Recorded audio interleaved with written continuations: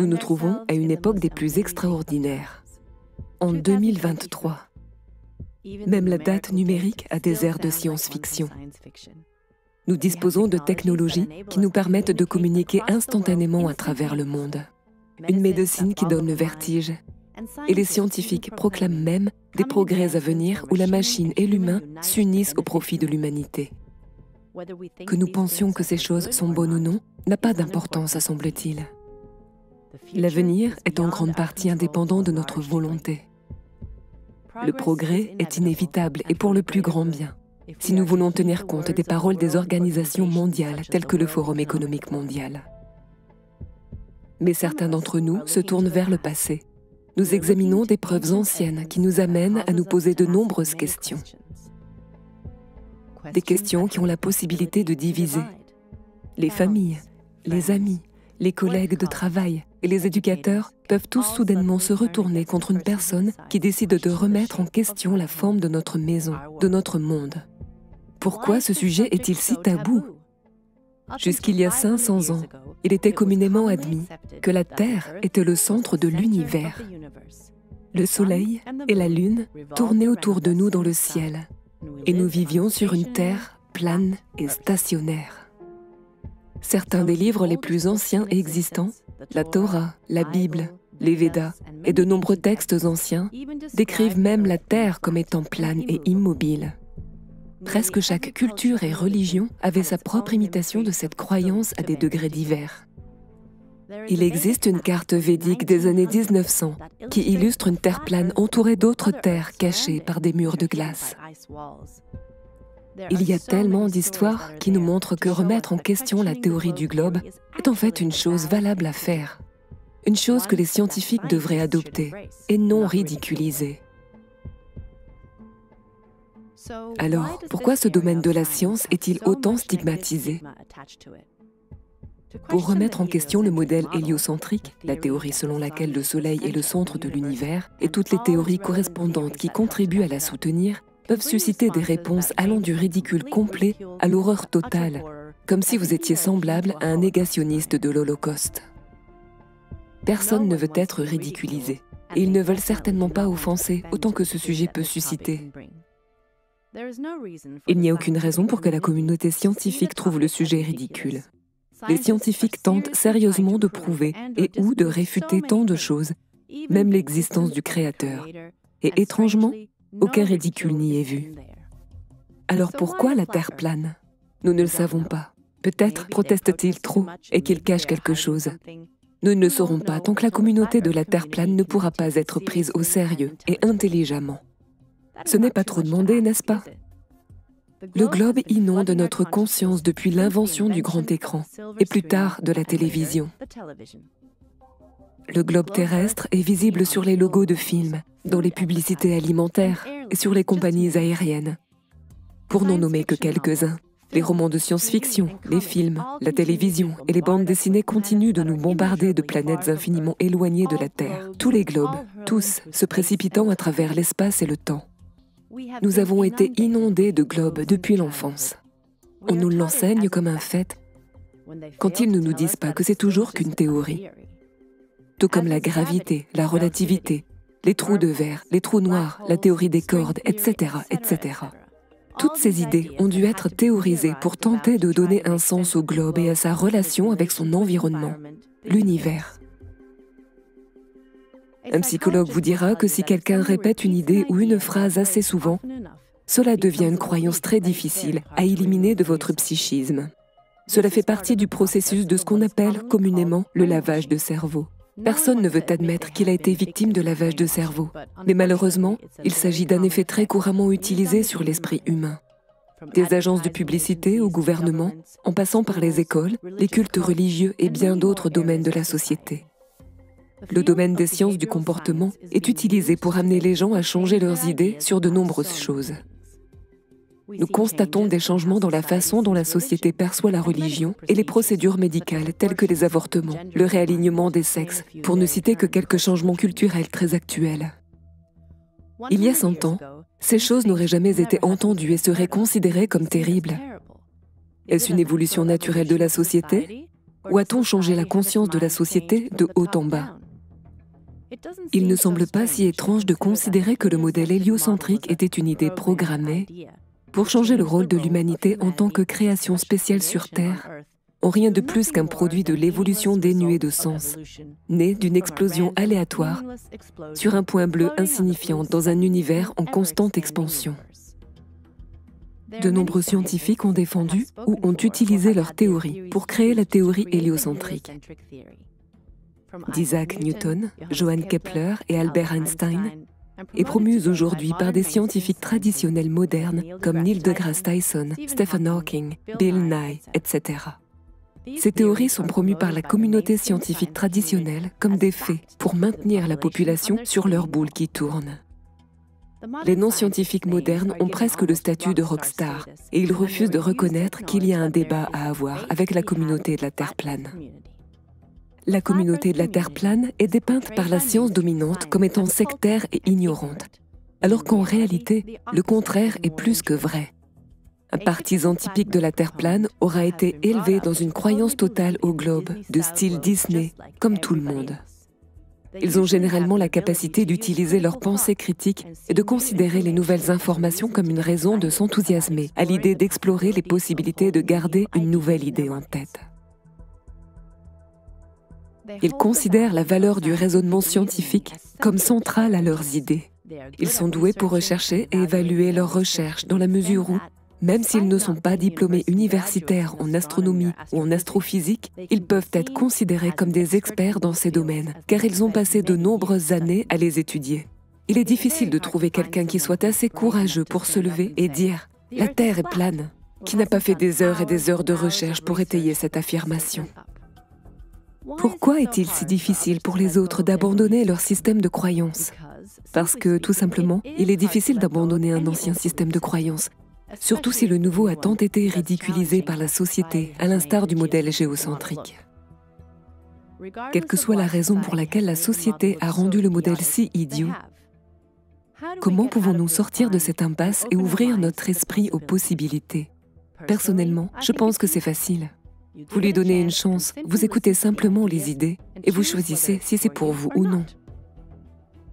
Si nous ne donnons pas leur chance aux idées des autres, nous pourrions perdre notre liberté de penser, simplement parce que nous avons été encouragés à penser que quelque chose était stupide. On ne devrait jamais nous dire quoi penser. C'est toujours à nous de choisir. Eh bien, vous allez avoir une surprise. La recherche et les expériences scientifiques sur la Terre plane sont basées sur la logique et la vérité, et non sur la pseudo-science. Préparez-vous à être époustouflés.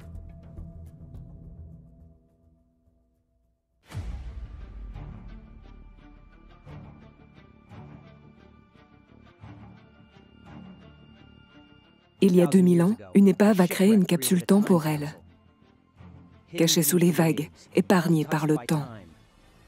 Les secrets qu'elle recèle remettraient en question notre compréhension du passé et révéleraient l'incroyable ingéniosité de nos ancêtres. Voyagez avec nous alors que nous plongeons dans les profondeurs de l'histoire. Découvrons cette merveille ancienne énigmatique qui défie les limites de son temps. Redécouverte il y a un siècle par un autre naufrage, la nature semblait garder ses secrets, préservant un dispositif qui allait réécrire notre compréhension de la technologie ancienne. The Mechanical Realm nous invite à percer ces mystères. À travers l'histoire, l'archéologie, l'astrophysique et l'astronomie. Nous nous lançons dans une quête pour déchiffrer les rouages complexes du passé. Les pièces du puzzle s'assemblent alors que nous explorons la convergence de l'art, de la science, de la philosophie. Préparez-vous pour un voyage extraordinaire où les vérités cachées seront révélées. Les secrets du Mechanical Realm redéfiniront notre perception de l'histoire et remodèleront notre appréciation du passé et de la forme de notre Terre. Préparez-vous à assister au dévoilement de l'extraordinaire, un modèle de Terre géocentrique, stationnaire et plane qui a défié le passage du temps. Selon les récits historiques, les plongeurs d'éponges grecques se sont arrêtés près d'Anticythère, une petite île de la mer Égée. Dans les années 1900, une combinaison sous-marine se composait d'une combinaison épaisse et lourde et d'un grand casque en métal avec des fenêtres en verre. De l'air frais était pompé dans chaque casque par un tuyau par quelqu'un sur le bateau. Alors un homme descend à la recherche d'une éponge. Mais bientôt, il revient horrifié, déclamant à propos du tas de cadavres qu'il avait vus sur le fond marin. Le capitaine descendit donc voir lui-même et découvrit qu'il ne s'agissait pas de cadavres, mais d'anciennes statues de bronze et de marbre. Il s'est avéré qu'il s'agissait de la découverte de l'un des plus grands trésors anciens jamais constitués. Les objets trouvés à bord de cette ancienne épave sont aujourd'hui exposés au Musée archéologique national d'Athènes. L'un des artefacts ressemble à un étrange rocher fissuré et a été mis de côté avec de nombreuses autres pièces. Et ce n'est que dans les années 1950 que quelqu'un a remarqué des inscriptions. Selon les récits enregistrés de l'époque, il semblait s'agir d'une sorte d'appareil mécanique qui n'aurait tout simplement pas dû exister dans le monde antique.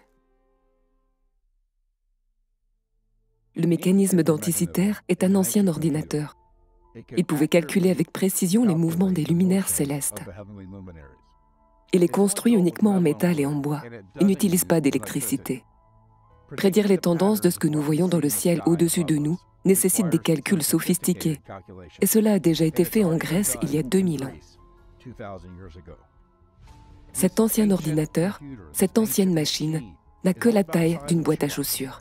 Et à l'intérieur se trouvent des dizaines d'engrenages imbriqués. Et à l'extérieur, à l'avant et à l'arrière, se trouvent plusieurs pointeurs synchronisés. Et il a été construit par quelqu'un qui pouvait décoder le système solaire à l'aide d'une manivelle. Quelle est la meilleure manière de construire une machine pour imiter précisément ce comportement? Car nous sommes face à une grande maîtrise de la miniaturisation complexe en termes de dispositifs mécaniques. Et il était impensable que cela puisse exister dans la Grèce antique et à Rome, vers le IVe siècle avant Jésus-Christ.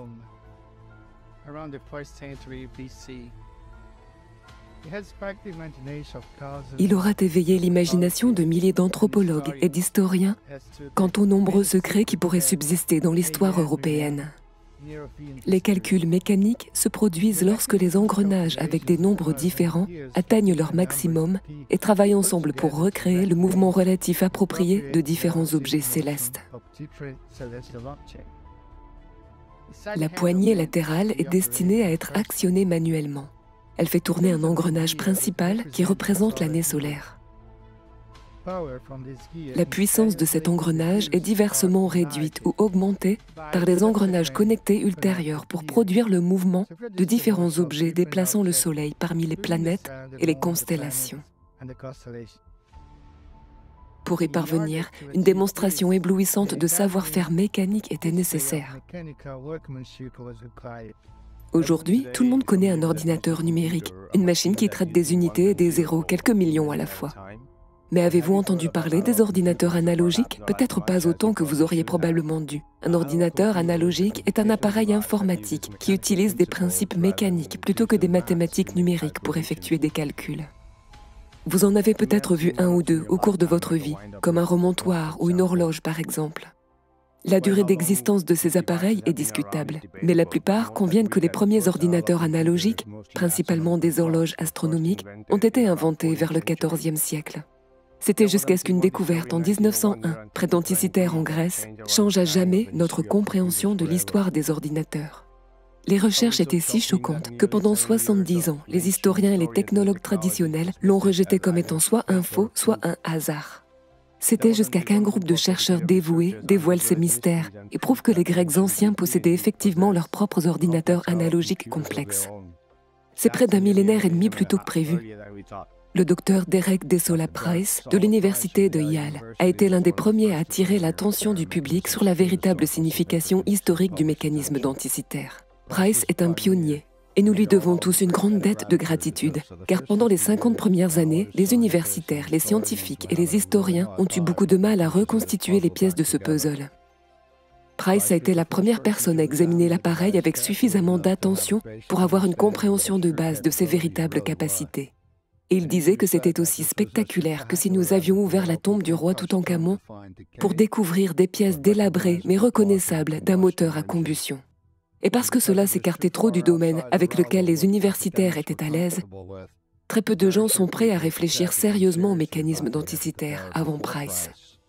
Un historien scientifique intéressé par l'histoire de la technologie scientifique a entrepris vers 1958 d'examiner les engrenages grecs afin de déterminer à quoi ils servaient exactement. Il remarque que le cadran avant est divisé en 12 sections lorsqu'il voit cette inscription imprimée sur l'une des sections qui était le mot grec de la balance. Et puis, plus loin sur le cadran, il remarque 2 de ces lettres du mot grec pour vierge, ce qui l'amène à conclure que ce qu'il regardait était une représentation des 12 constellations du zodiaque. Et bien qu'il existe aujourd'hui au total 88 constellations répertoriées et reconnues, elles ont toutes été documentées il y a 5000 ans en Mésopotamie. Mais ce sont les 12 qui assurent la trajectoire annuelle du Soleil, ainsi que l'essentiel de l'activité lunaire et planétaire. Et c'est ce qu'on appelle l'écliptique. Le Soleil nous indique l'heure de la journée, la Lune nous indique là où nous en sommes dans le mois, et les étoiles nous indiquent le moment de l'année. Il a précédé de tels engrenages de plus de 1000 ans. Cet ancien dispositif rapide est maintenant connu sous le nom du mécanisme denticitaire ou la machine denticitaire, en l'honneur du pays où il a été découvert. Aujourd'hui encore, plus d'un siècle après sa découverte, les scientifiques l'étudient encore pour comprendre ce qu'il fait. Les engrenages de machines sont une tâche difficile, mais notre monde serait très différent sans ces engrenages et sans les personnes qui ont eu la patience, les connaissances et la compréhension nécessaires pour les fabriquer. Pendant la révolution industrielle, ils ont été le moteur du développement des machines d'usine, qui ont rendu possible les chaînes de montage. Sans engrenages, il n'y aurait ni train, ni automobile. Avant la découverte du mécanisme denticitaire, les premiers rouages complexes ont été découverts dans les horloges européennes vers les années 1400, alors que le Moyen-Âge commençait à céder la place à la Renaissance. Bien que cet ancien ordinateur grec soit plus ancien de 1000 ans, il contient des engrenages tout aussi complexes que ceux des horloges médiévales.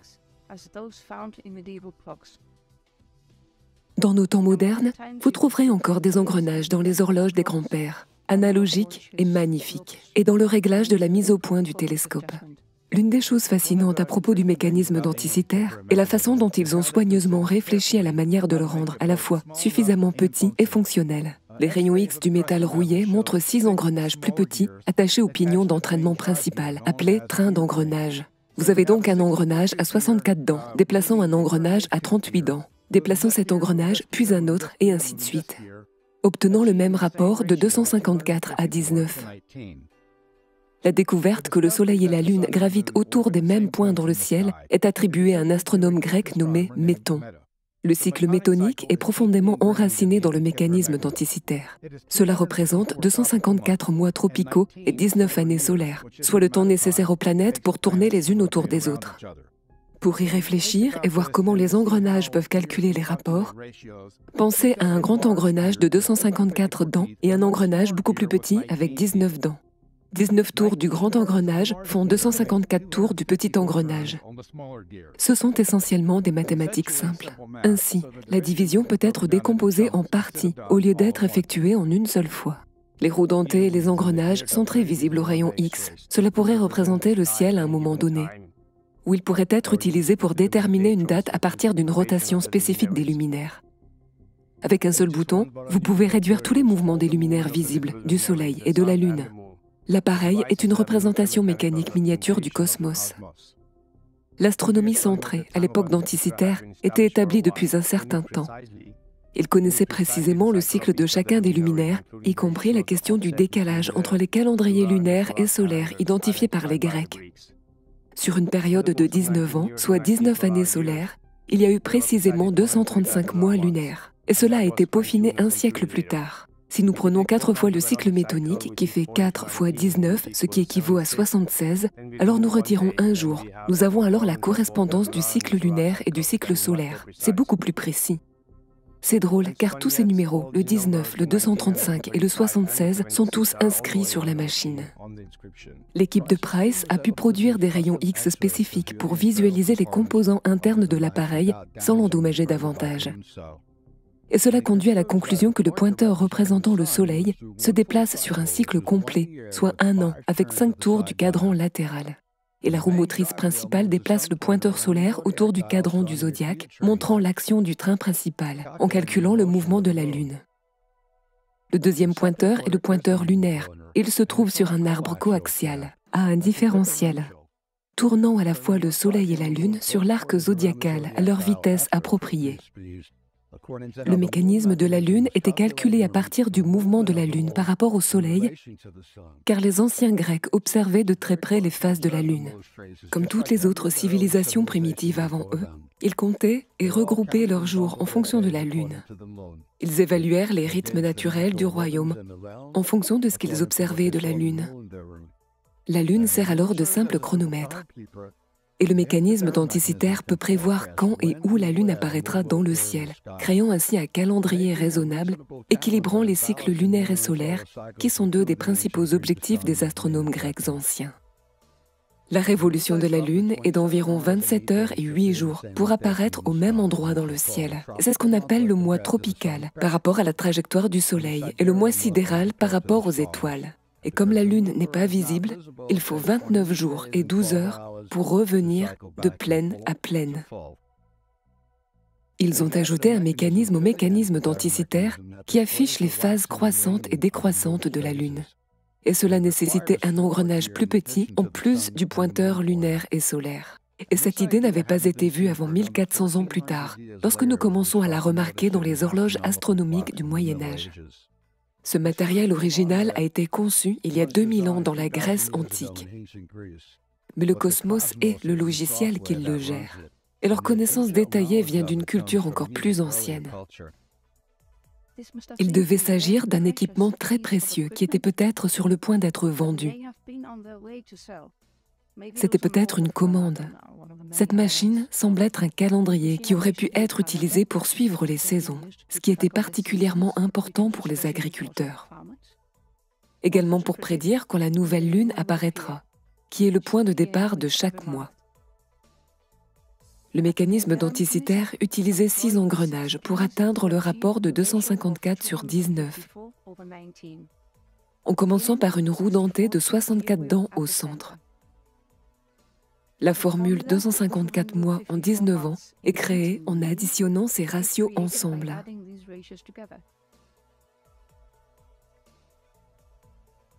Certains prétendent qu'il est si complexe que les Grecs n'auraient jamais pu le créer.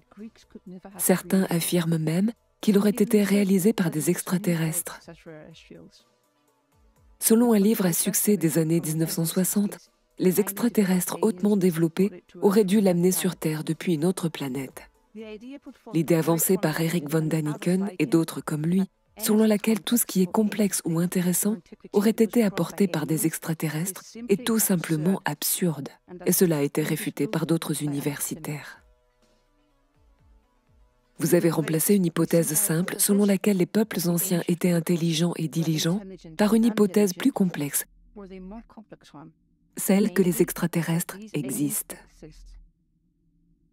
La complexité de l'appareil ancien étonne encore davantage d'ingénieurs. Alors pourquoi ne pas choisir la théorie la plus simple? Même si nous les imaginions comme des primitifs, ce n'était pas le cas. Il y avait là des individus dotés d'un esprit extraordinaire, capables d'inventer des choses incroyables comme Archimède.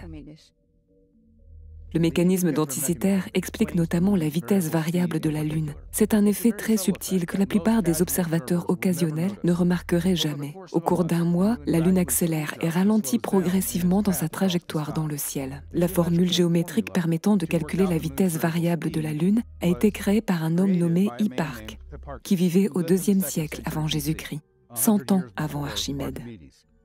Sans Hipparque ou un homme de son calibre, le mécanisme d'Anticythère n'aurait pas vu le jour. Il a joué un rôle clé en prenant les données babyloniennes traduites et en les transformant en un modèle qui fonctionnerait réellement pour prédire les positions de la Lune et du Soleil. Je crois, comme beaucoup d'autres, que le mécanisme a été construit par l'un des inventeurs les plus connus et les plus brillants de toute l'histoire grecque, Archimède. Le génie d'Archimède est réputé. Il était un inventeur pratique de beaucoup de choses, y compris des armes innovantes et très efficaces pour la guerre en mer. Il a conçu de nombreuses armes qui ont été utilisées pour couler les navires ennemis. Pour la guerre terrestre, il a conçu et construit d'énormes machines de guerre ressemblant à des voitures. Ces machines étaient les précurseurs des véhicules blindés et des chars actuels. En plus d'être ingénieur, Archimède était astronome et mathématicien. La recherche relie Archimède au mécanisme denticitaire. Archimède était originaire de Sicile, laquelle a fourni les noms de 7 des désignations de mois du mécanisme. Le nom de ces mois était utilisé uniquement en Sicile, bien que les noms similaires aient été utilisés dans certaines parties de la Grèce. Archimède était fasciné par les engrenages mécaniques et la façon dont ils interagissaient. En tant qu'astronome, il était également fasciné par les mouvements des luminaires. Il existe des récits écrits selon lesquels il aurait construit d'autres dispositifs très similaires au mécanisme denticitaire. Compte tenu de la connaissance largement répandue que les anciens possédaient du royaume terrestre plan, stationnaire, avec ses caractéristiques, qui est le seul modèle qui fonctionne en parfaite synchronicité sans faille avec le mécanisme denticitaire, il y a fort à parier qu'il s'agissait d'une des nombreuses inventions brillantes d'Archimède. Archimède a voyagé et a probablement tiré son inspiration, ses connaissances et ses informations d'autres cultures encore plus anciennes, ainsi que de leurs textes et de leur littérature. Les anciens étaient très avancés et connaissaient intimement le fonctionnement du cosmos. Aujourd'hui encore, on peut en apprendre beaucoup d'eux. Des séries d'engrenages inclinés ont été utilisés pour représenter la Terre et les cycles de ces objets célestes, des mouvements séculaires autour du centre de masse fixe, ce qui était la manière dont les mathématiciens grecs expliquaient le mouvement du Soleil et des planètes autour de la Terre. Il n'est pas exagéré d'imaginer que de tels dispositifs soient devenus vraiment répandus à l'époque gréco-romaine. Certains astronomes, comme Copernic ou Galilée, auraient pu éventuellement être inspirés pour résoudre le problème. Ils ont conservé de tels modèles pendant des périodes de fonctionnement supérieures à quelques décennies. En effet, c'était l'invention d'un chronométrage précis et l'observation exacte des récoltes. En 250 ans avant Jésus-Christ, ils étaient capables de faire ceci. Le niveau de mathématiques requis est étonnant, car le mécanisme denticitaire implique des mouvements complexes. La personne qui a conçu la machine avait une très longue expérience en matière de calcul. C'est une certitude, car représenter tous ces phénomènes complexes d'une manière aussi simple, mais pourtant très difficile à concevoir et à mettre en œuvre, ce n'était clairement pas un coup d'essai. L'orbite de la Lune autour de la Terre n'est pas circulaire, mais elliptique, ce qui lui confère une vitesse variable depuis la Terre. C'est compliqué à reproduire, comme l'engrenage génère des mouvements circulaires constants. Les roues s'emboîtent les unes dans les autres, mais nous savons aussi comment faire. Ce sont des engrenages en rotation, mais pendant qu'ils tournent, ils s'éloignent, donc ils mettent plus de temps pour atteindre les autres dentures, donc cela ralentit. Puis à mesure que ça se rapproche, ça va plus vite. Ils ont donc réussi à faire respirer ces engrenages tout en fonctionnant. Quand ils s'éloignent, ils ralentissent. Et concrètement, cela fait quoi? Cela change le rapport de démultiplication. Cela a créé quelque chose d'une simplicité absolument incroyable. Et en même temps, c'est du génie. Et notre propre civilisation est complètement passée à côté.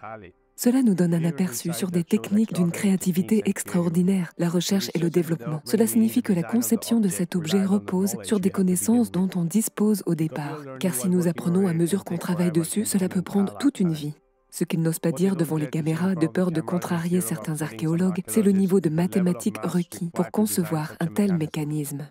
Le mécanisme denticitaire est bien plus qu'une simple pièce impressionnante d'ingénierie ancienne. Il est basé sur des observations faites il y a des milliers d'années. Comment et pourquoi aurait-il pu remarquer, calculer et enregistrer cette information, puis traduire tant d'aspects du cosmos en mouvements si précis? Ces données ont été utilisées par les Grecs des siècles plus tard pour construire des modèles géométriques permettant de prédire les alignements stellaires, planétaires, futurs et passés.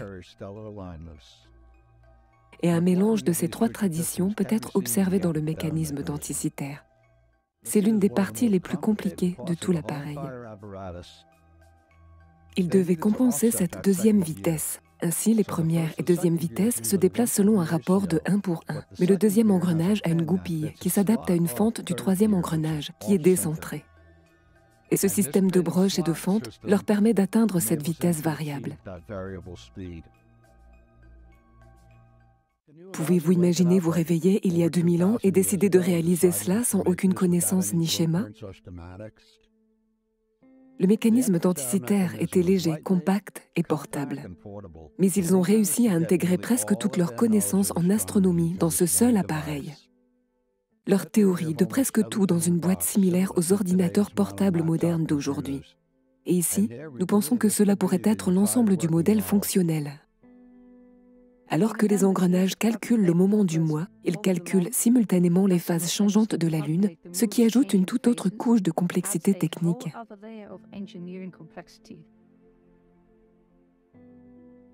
C'est un mécanisme très impressionnant. Chaque engrenage représente un luminaire différent. Ils retracent non seulement leurs mouvements individuels, mais aussi les uns par rapport aux autres, tout comme vous les voyez dans le ciel nocturne. Mais il n'existe aucun engrenage pour la Terre elle-même. Est-ce parce que nous sommes la base du mécanisme? Celui qui a créé cette technologie était pleinement conscient de ce qu'il observait.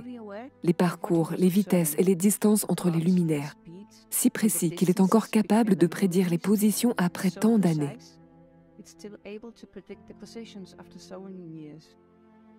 Par exemple, pour les constructions anciennes comme les pyramides qu'ils ont construites pour s'aligner sur la constellation d'Orion, le mécanisme denticitaire aurait été un outil très utile pour prédire où seraient les étoiles à un moment précis de l'année, réalisant ainsi un alignement parfait.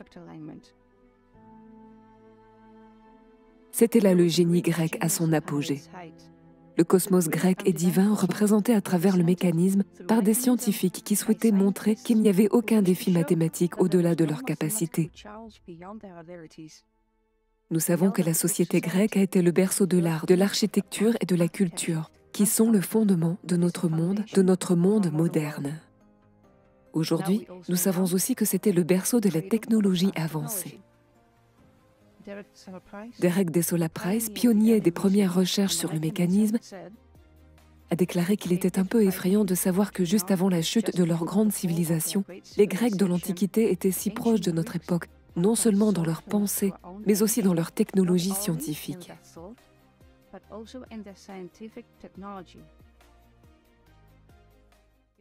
Je me tiens à l'extérieur d'un fort stellaire à Sainte-Augustine, en Floride. Il y a littéralement des forts stellaires partout sur la surface de notre Terre.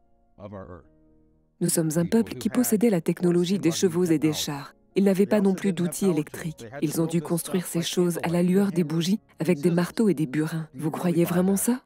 Moi, non. Les gens du passé étaient très avancés en matière d'architecture, d'art et de machines qu'ils fabriquaient, en particulier le mécanisme denticitaire. Les capacités du mécanisme denticitaire sont connues et on pense maintenant qu'il y avait probablement des engrenages et des cadrans supplémentaires qui n'ont pas survécu à l'enfouissement sous-marin. Cependant, de nouvelles constructions modernes montrent que le mécanisme aurait été capable de réconcilier les calendriers solaires et lunaires, représentant les positions précises de chaque planète, du Soleil et de la Lune, sur une période de 19 ans. Le mécanisme aurait été capable de prédire les éclipses solaires et lunaires et semble avoir été capable de montrer le calendrier des Jeux olympiques antiques sur la base d'hypothèses trouvées à l'arrière du mécanisme. 5 cadrans à l'arrière du mécanisme démontrent les 235 calculs synodiques, montrant que les Grecs considéraient que 235 mois lunaires étaient extrêmement proches de 19 années solaires. Cela permet à l'utilisateur de régler le jour solaire actuel sur le devant du cadran et d'avoir les données liées au jour lunaire dans le cycle de 235 mois. Une tablette est accompagnée d'un manuel d'instructions et vraisemblablement, pour la configurer, vous devez la calibrer en fonction de votre emplacement spécifique. Exactement. un peu comme un ordinateur portable moderne. Vous définissez un fuseau horaire et ainsi de suite. Et selon votre théorie, vous recherchez quelque chose qui vient influencer l'épaisseur de notre Lune à un rythme constant. Et d'un côté, vous avez les heures de la planète, de la Lune et du Soleil, exactement, comme ces aiguilles tournent autour du cadran, comme les aiguilles d'une horloge. Et ce que j'ai trouvé super cool, c'est que l'aiguille de la Lune tourne complètement comme une aiguille d'horloge, vous montrant la position de la Lune dans le ciel. Mais il fait aussi cela.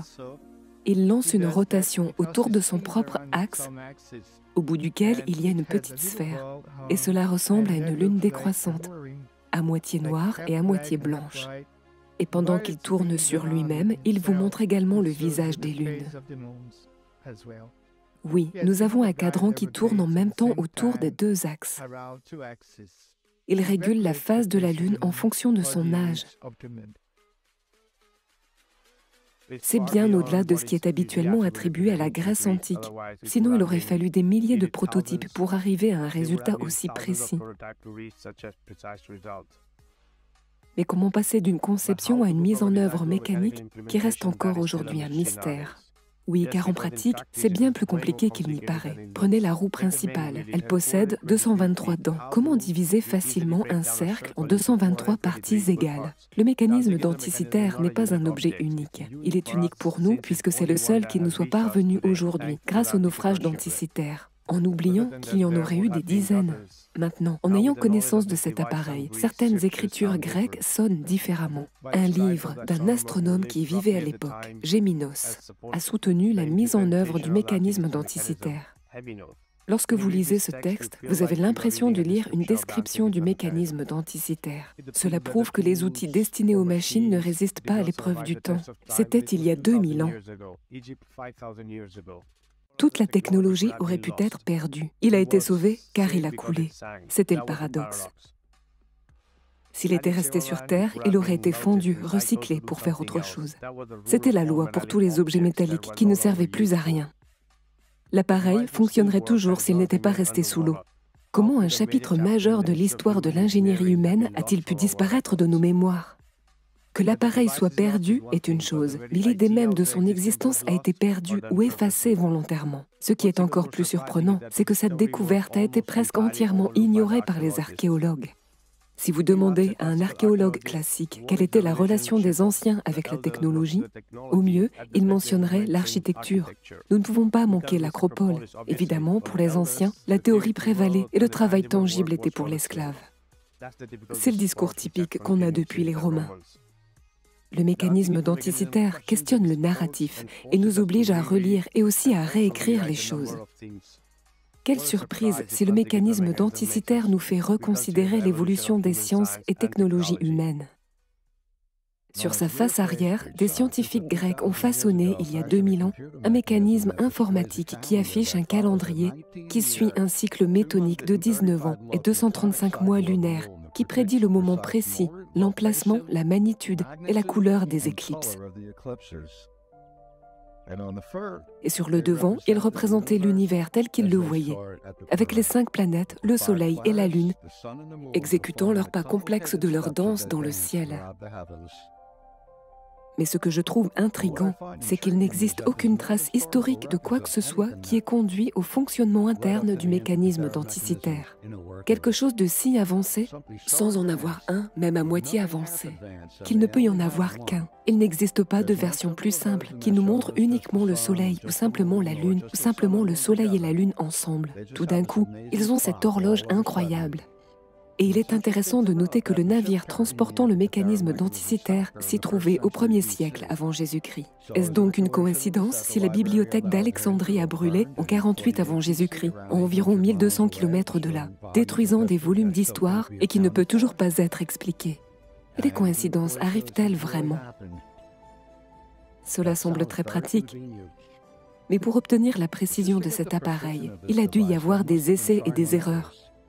Le mécanisme denticitaire est précis à 1 degré près sur 500 ans. Ainsi, puisque le Soleil se déplace à une vitesse de 15 degrés par heure, soit 1 degré toutes les 4 minutes, nous constatons que le mécanisme denticitaire a une précision d'une demi-seconde par an. par rapport aux montres d'aujourd'hui qui perdent 3 secondes de précision par jour, ce qui signifie qu'elles perdent 1% de précision en 80 jours,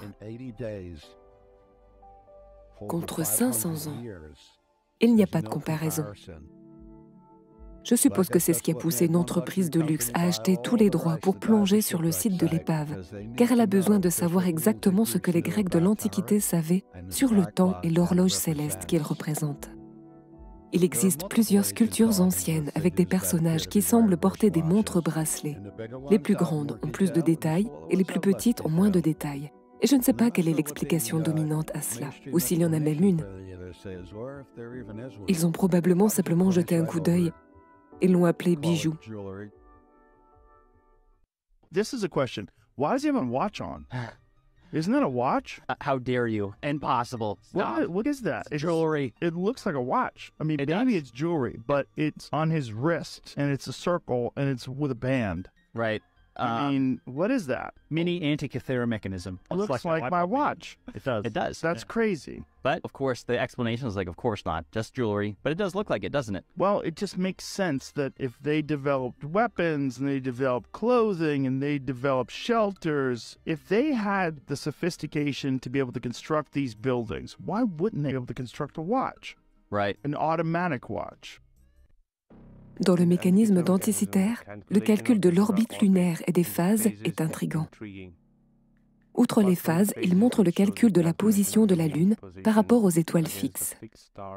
Et enfin, sa vitesse différente et son moi anomalistique. Au cours de l'année, le Soleil se déplace devant le ciel étoilé, selon les 12 signes du zodiaque. Mais pas au cours de l'année, mais une fois par mois. Au début, les pointeurs solaires et lunaires se chevauchent. C'est la nouvelle lune. Une semaine plus tard, nous avons le premier quartier de lune. Le Soleil ne bouge qu'un peu, mais la lune est 3 signes du zodiaque plus loin. Une autre semaine, et nous avons la pleine lune. La lune est exactement à l'opposé du Soleil. Puis ensuite, le dernier quartier de lune, puis encore une nouvelle lune. Un mois s'est écoulé maintenant. Le Soleil et la Lune sont tous deux un signe du zodiaque plus loin qu'au début. Pour les phases de Lune, nous n'avons besoin que de 2 engrenages. Ils sont attachés aux pointeurs solaires et lunaires. Il y a une roue dentée et l'aiguille lunaire est montée sur la roue dentée, qui a le même nombre de dents que la roue racine et qui s'enclenche dedans. Ainsi, à chaque rotation du pointeur lunaire suivant le pointeur solaire, l'axe de la Lune tourne exactement une fois autour de lui-même, indiquant toutes les phases de la Lune, les unes après les autres. C'est donc assez simple. Comme nous le voyons ci-dessus, cela se reflète de la même manière dans le mécanisme d'Anticythère. Vous voyez clairement que la Terre n'est pas entre le Soleil et la Lune pour les phases lunaires ou les éclipses, mais en dessous. Le Soleil et la Lune tournent au-dessus de nous comme on le voit dans la réalité. Et dans ce planétarium mécanique, le mécanisme d'Anticythère calcule exactement ce qui est impossible de représenter sur un modèle héliocentrique. This time I'd like to offer some challenges to you remaining few that are desperately clinging to this dying fad to derive some semblance of self-worth. Let's call them 10 challenges for flat earthers. Number 3, here's an idea. What if you were to actually make a prediction with your model? Like any prediction. You know, those things that you have to do in science for it to be science? Pick any celestial object, a planet, a comet, a star. Now pick any time in the future, and using only the flat Earth model and nothing else, tell me where it will be at that time. If you can't do this, and I know you can't, consider admitting that your model is absolutely irrelevant. People who actually understand the geometry of the Earth and the solar system can predict a solar eclipse, specifying the start and end time down to the second and tracing its precise path down to the square mile. Doing that even a single time means the model used to make the prediction has been undeniably verified, and it's done every single time. Anyone who doesn't see the importance of that has no clue how science works. La machine denticitaire est un véritable cosmographe, une machine à décrire le cosmos, mais aussi un sélénographe, une machine à décrire les mouvements complexes de la Lune. Le mécanisme denticitaire était très précis et pouvait montrer plusieurs cycles astronomiques, y compris le cycle métonique, nommé d'après l'astronome grec Méton. Il dure 19 ans, soit 235 mois lunaires, ou le cycle callipique, du nom de l'astronome grec Callippe. Il dure 76 ans et équivaut à 945 mois lunaires de 4 cycles métoniques. Le mécanisme denticitaire montrait également le cycle de Saros, 223 mois lunaires, couvrant un peu plus de 18 ans, ainsi que le cycle Exeligmos, équivalent à 3 cycles de Saros de 54 ans, qui servaient notamment à prédire d'éventuelles éclipses. Le volume de données astronomiques compilé pour créer un modèle mathématique capable de résumer de tels cycles à l'aide de trains d'engrenage mécaniques est une preuve étonnante des capacités conceptuelles des savants et des ingénieurs de l'Antiquité.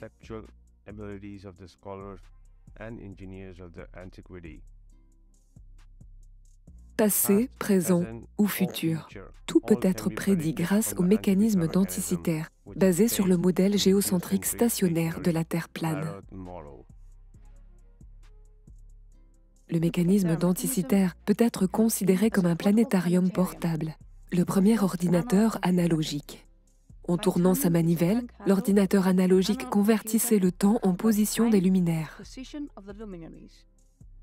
Le Soleil et la Lune attirent des événements sportifs sur 4 ans, dont les Jeux olympiques et delphiques. Mais plus important encore, ils prédisaient les éclipses solaires et lunaires. C'est là que les choses deviennent encore plus compliquées, car il existe ce qu'on appelle le cycle de Saros, qui est un modèle d'éclipses solaires successives. Un cycle met entre 12 et 1500 ans pour parcourir une spirale du pôle Nord au Sud. Et dans chaque cycle de Saros, il y a environ 70 éclipses, chaque éclipse étant espacée d'environ 18 ans, 10 jours et 8 heures d'intervalle. Le cycle de Saros est néo-babylonien. Il a été développé par les Babyloniens. Ils ont conservé des feuilles de calcul enregistrant toutes les éclipses pour essayer de déterminer les modèles du cycle.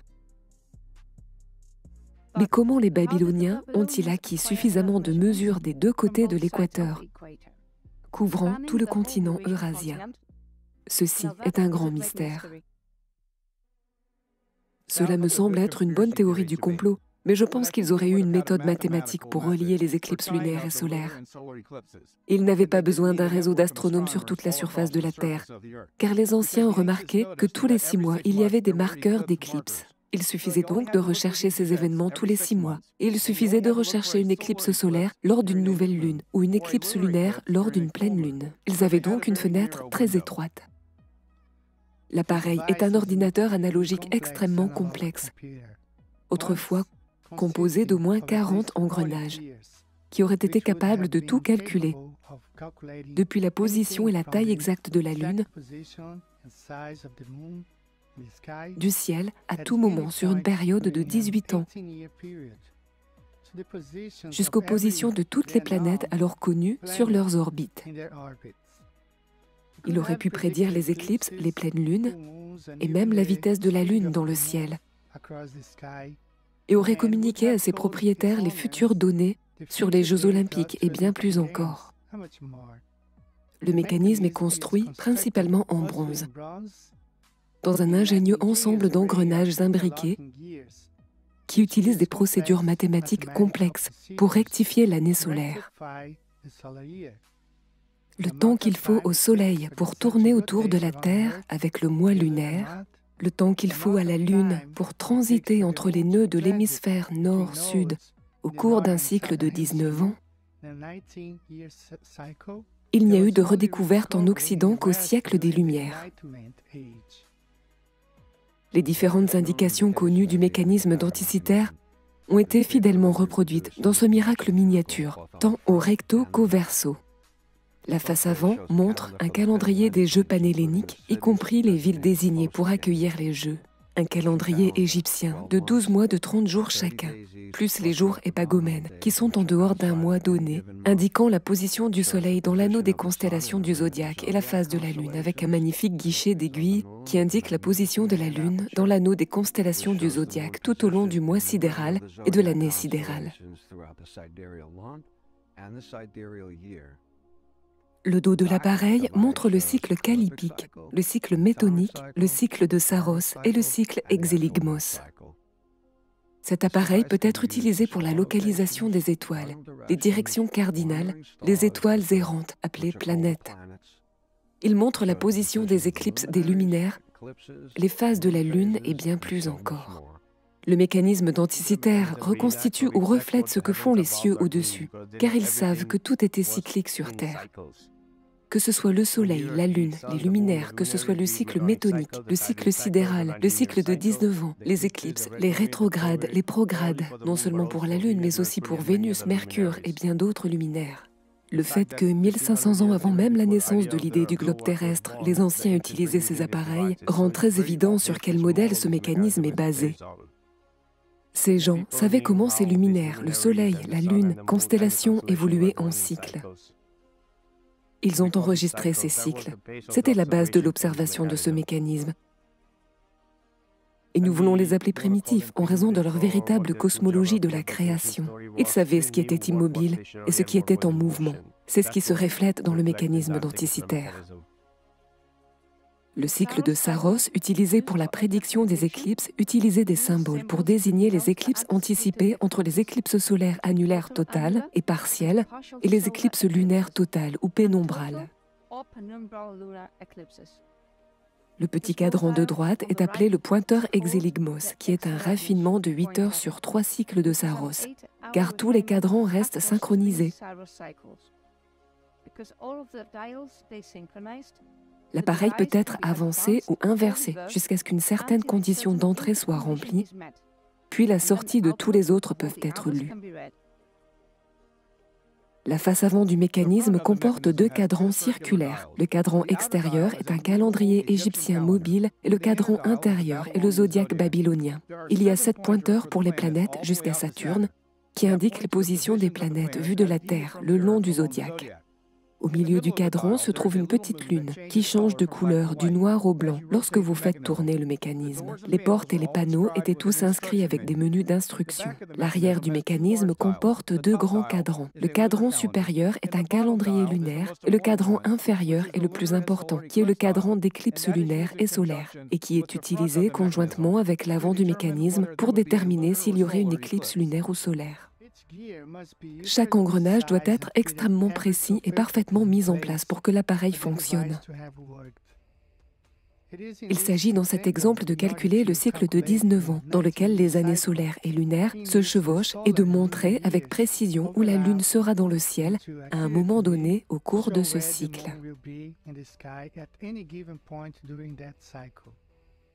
Les engrenages qui indiquent le jour solaire et le jour lunaire sont reliés par une série d'engrenages plus petits qui traduisent le mouvement du jour solaire en mouvement correspondant du jour lunaire.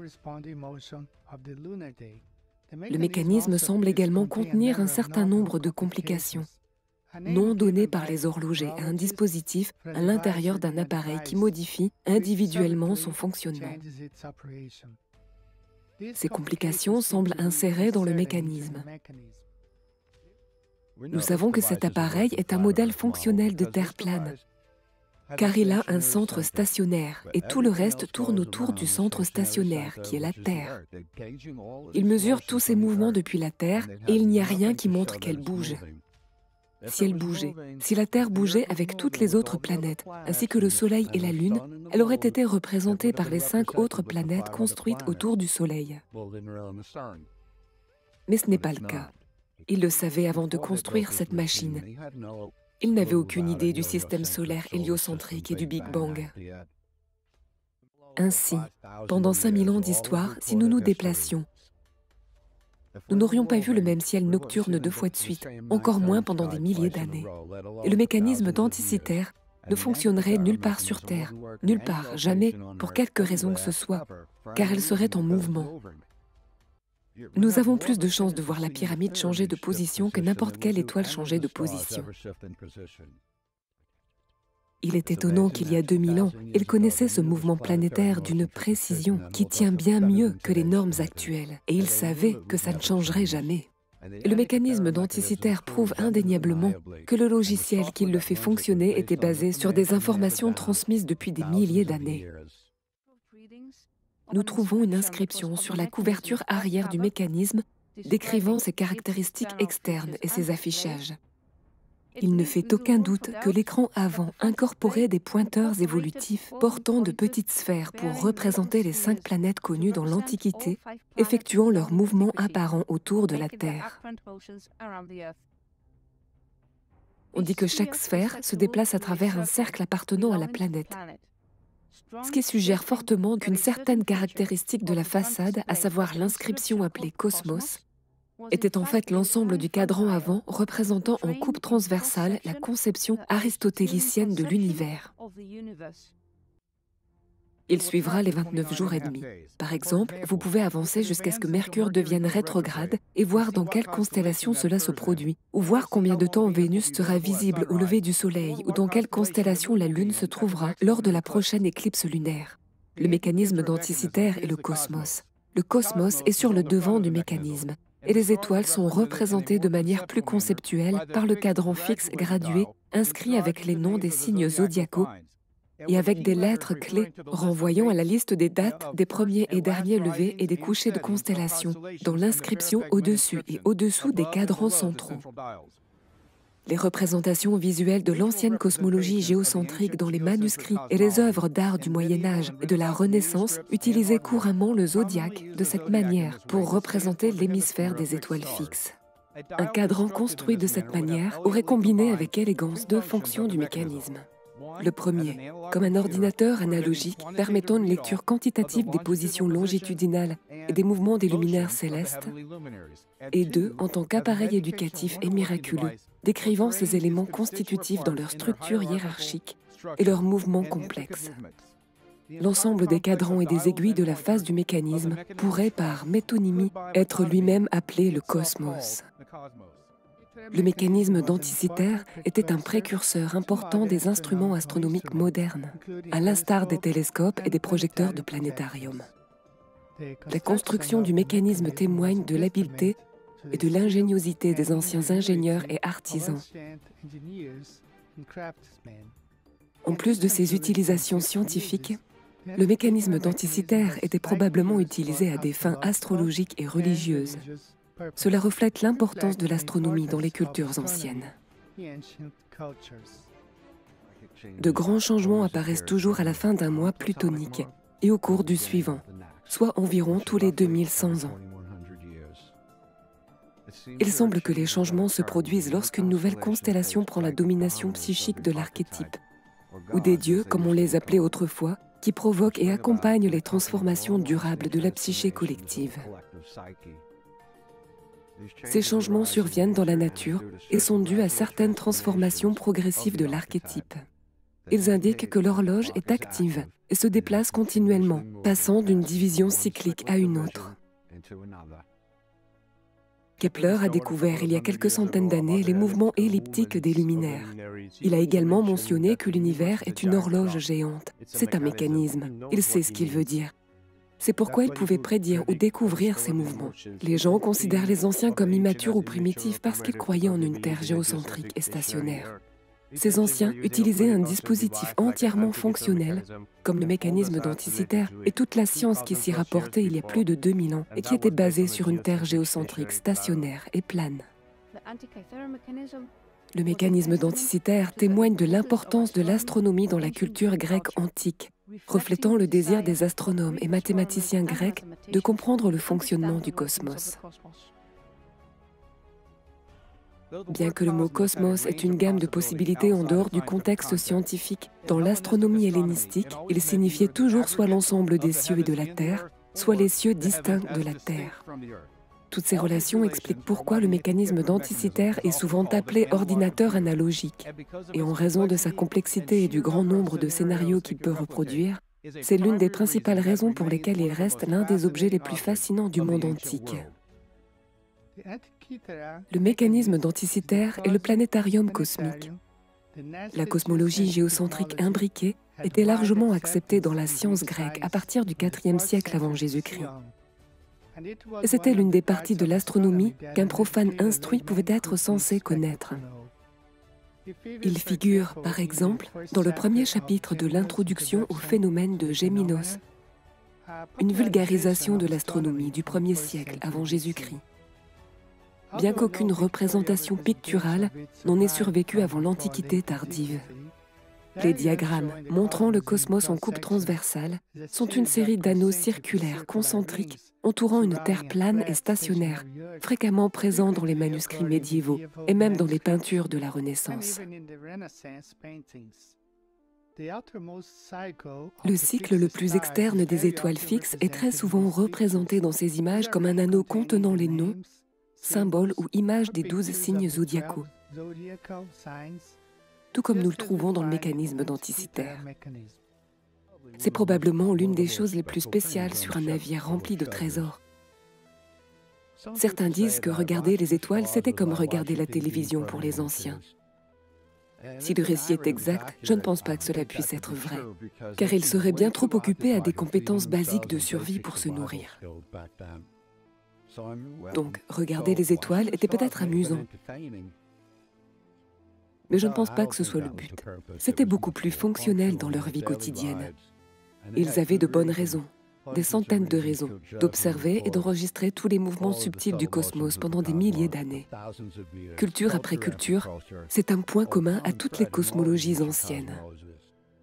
Une autre raison est que la base du mécanisme est un royaume stationnaire et est compatible avec des dispositifs comme l'astrolabe, qui est utilisé pour un jour particulier et la position des luminaires au-dessus, ayant une inscription en sanskrit. Et la plaque ci-dessous représente Bhumandala, le royaume physique plan, avec tous les mouvements ci-dessus. Et il en va de même pour le mécanisme d'Anticythère. On dit que Bhumandala représente un système solaire, mais le fait est que Bhumandala est un plan physique avec des anneaux d'océan et de terre. Comment est-ce possible dans l'espace? La base du mécanisme d'Anticythère reflète le même objectif d'un royaume géocentrique et stationnaire que l'astrolabe. Le mécanisme d'Anticythère semble avoir été le prédécesseur des horloges astronomiques, comme celle que nous avons à Prague et le Torraso de Cérémone en Italie. Ici, nous pouvons observer comment le modèle géocentrique prend vie sur une Terre plane et immobile. Ces horloges indiquent les positions du Soleil, de la Lune et des étoiles, ainsi que d'autres formations cycliques comme le jour et la nuit, les éclipses lunaires et solaires, les saisons et les solstices. Dans le cercle intérieur, on voit la Terre représentée comme un cercle plat, établissant la géocentricité du modèle. Sur l'anneau intérieur, on voit les 12 mois calendaires représentés par le symbole. Sur l'anneau extérieur, on voit les 24 heures qui divisent l'horloge. Et tous les anneaux et pointeurs sont en mouvement constant, faisant le tour de la Terre plane au centre et donnant la date solaire exacte, tout comme le mécanisme d'Anticythère. Ce mécanisme est un instrument de l'astronomie mathématique. Il est intensément riche en mathématiques. Ce ne sont pas des mathématiques compliquées, c'est de l'arithmétique simple, de la géométrie simple, mais assemblée d'une manière absolument magnifique. Ce nouvel article rassemble de nombreuses idées du passé, mais il les met en avant dans une synthèse qui montre un déploiement absolument éblouissant du cosmos grec antique, comme il voyait les planètes, la Lune et le Soleil. Il y avait un motif de pilier sur cette roue. Il y avait une structure, une sorte de structure qui tournait comme un manège. Et je me suis retrouvée avec un modèle des planètes. C'est un modèle du cosmos grec, géocentrique. Vous pouvez imaginer que cette plaque de recouvrement au milieu représente la Terre et que tout l'entoure. Of the Greek cosmos, geocentric. You can think of this cover plate in the middle as representing the Earth, and everything goes round it. It's geocentric. Alors, ce que nous enseigne le mécanisme d'Anticythère, c'est que l'hypothèse héliocentrique est fausse. Le Soleil n'est au centre de rien. Rien ne va autour du Soleil. Tout se passe à la surface de notre Terre plane et stationnaire. Le Soleil, la Lune et les étoiles se déplacent dans un ordre parfait et précis. Ils sont la perfection absolue. Et ils fonctionnent telle une horloge d'inspiration divine. Ainsi, ce royaume dans lequel nous vivons fonctionne dans un ordre parfait. Ce n'est pas chaotique. Ce n'est pas le résultat d'une explosion aléatoire de rien qui a créé tout ce que nous voyons. Cela fonctionne avec précision. Et ce que vous verrez si vous regardez le mécanisme d'Anticythère et que vous le comparez à ce que nous voyons dans notre réalité observable, c'est que tout se déplace à la surface de notre Terre plane et stationnaire. Rien ne tourne autour du Soleil. Le Soleil n'est pas le centre. L'hypothèse héliocentrique est fausse. L'hypothèse géocentrique est la réalité. L'idée géocentrique de la Terre est la réalité, mais elle n'est pas géocentrique en tant que globe. La Terre est plane et stationnaire. Le modèle géocentrique est une Terre plane et stationnaire. C'est un plan topographique stationnaire, contenu, électrique, où tout ce que nous voyons dans le ciel se déplace selon des schémas parfaits au-dessus de nous, des schémas répliqués qui se répètent. On dirait que tous les 19 ans, le Soleil, la Lune et les étoiles se déplacent sous Polaris autour de la surface de notre Terre plane et stationnaire. Il y a 9 engrenages l'un dans l'autre, 9 fois. La tolérance, non pas d'1 millimètre, l'épaisseur d'un ongle, mais d'un dixième de millimètre. De plus, il y a 4 engrenages qui ne font que 6 mm de diamètre, correspondant à moins d'un demi-millimètre. Pour que les engrenages fonctionnent correctement, vous devez maintenir l'oscillation radiale et axiale inférieure à 0,5 mm. Et vous le faites par essai et erreur. Cela prend beaucoup de temps, mais sans tour pour faire tourner l'engrenage et sans aucune oscillation. Le modèle d'ingénierie affiché par ces gens si récemment sortis de l'âge de fer et la façon dont ils ont réussi à aplatir ce laiton et à ajuster si parfaitement ces engrenages. Une partie était également historiquement absente avant et après sa création. Les horloges n'ont été introduites que 1400 ans plus tard. Et 2 tempêtes nous ont donné une chance historique. Nous devons remettre en question la science, je veux dire les théories qui ont besoin d'autres théories pour les étayer, les formules qui ne fonctionnent pas dans la vraie vie. Ce n'est pas la vraie science. Mais pourtant, vous continuez à croire que c'est l'univers dans lequel nous vivons. Une existence accidentelle, aléatoire, chaotique et souvent dénuée de sens. À maintes reprises, cette fausse réalité mondiale vous a été présentée comme une vérité absolue pour vous tenir déconnecté de la vraie vérité, selon laquelle il s'agit d'une création divine. Le fait est que tout est en réalité tel que vous le voyez et le vivez. Faites confiance à vos sens. Le Soleil et la Lune ont la même taille et tous les corps célestes tournent autour de nous. Le système géocentrique explique de manière adéquate tous les phénomènes terrestres et célestes. Il me dit que les luminaires se déplacent dans un mouvement circulaire par rapport à la Terre qui se trouve en dessous d'eux. Il serait impossible de voir ce cycle dans le modèle héliocentrique qui nous fait nous déplacer dans au moins 4 directions différentes et à des vitesses incroyables dans un espace infini. Ce mécanisme est basé sur un modèle géocentrique avec nous au centre et tous les luminaires tournant au-dessus de nous dans un cycle répétable. L'ensemble de notre système terrestre composé du Soleil, de la Lune et des étoiles est une magnifique montre divinement créée pour que nous puissions compter les jours, les mois, les années, de telle manière que nous puissions le voir à l'œil nu. Qui aurait pu prendre toutes ces connaissances et les mettre dans un mécanisme d'engrenage d'une manière aussi incroyable? Considérez la Terre comme une cible, et au milieu de cette Terre ou au milieu de cette cible se trouve Polaris dans le ciel. Mais en bas se trouve peut-être un arbre, peut-être un rocher noir ou une souche d'arbre. Vous pouvez mettre l'hypothèse que vous voulez, je ne sais pas. Mais ce que je sais, d'après ce que nous montre le mécanisme denticitaire et ce que nous voyons lorsque nous regardons le ciel, et que tout tourne selon un schéma spirographe tout autour de la surface de notre Terre plane et stationnaire. Et rien ne va autour du Soleil. Le Soleil fait partie de ce royaume qui se déplace avec une parfaite précision avec tout le reste du ciel. Le Soleil n'est pas le centre, ce n'est pas une énorme boule de masse qui attire toutes ces autres planètes qui tournent, orbitent, s'inclinent et vacillent. Rien de cela. L'hypothèse héliocentrique est fausse. La vision géocentrique de ce monde ou de ce royaume est la réalité. Et ce n'est pas un globe. La Terre est plane et stationnaire. Géocentrique signifie que tout se déplace autour du centre de notre Terre plane et stationnaire. Le modèle de Terre stationnaire géocentrique était une connaissance commune, que la Terre était stationnaire et située au centre de l'univers, avec le Soleil, la Lune et les luminaires se déplaçant autour d'elle selon des trajectoires circulaires autour de la Terre. Cette idée a été largement acceptée par les philosophes, les astronomes et d'autres chercheurs. Le mécanisme utilisait également des engrenages épicycliques pour suivre les mouvements des planètes. Des engrenages épicycloïdaux étaient utilisés pour suivre les mouvements des planètes lorsqu'elles se déplaçaient dans le ciel du point de vue d'un observateur sur Terre. La précision n'aurait pas pu être obtenue sur le modèle héliocentrique. Presque partout dans le monde, les anciens ont également construit des structures d'une taille étonnante, spectaculaire, alignées sur certaines constellations. Ils n'avaient aucune idée du modèle héliocentrique, car il n'existait tout simplement pas. Personne ne pensait que l'on bougeait, jusqu'à ce que des maniaques prennent le dessus et commencent à parler de fournaises nucléaires sous pression non confinées, comme le Soleil, poursuivies par des planètes sur des millions de kilomètres et des milliards d'années.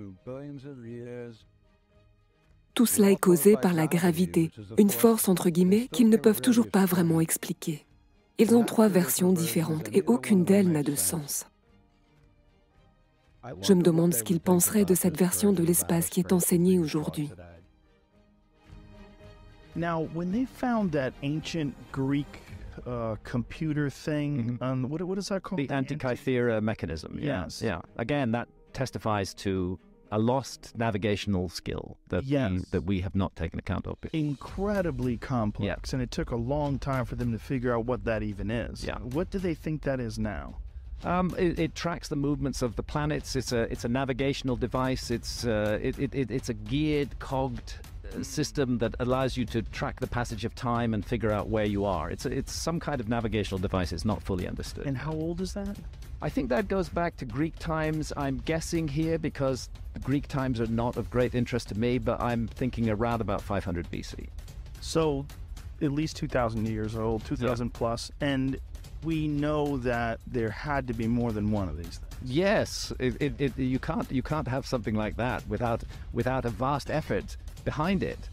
Human beings were working on creating this geared and cogged machinery that reflected the patterns. Was that a recreation? That's a recreation. Wow. Like it, yeah. Can you buy one of those?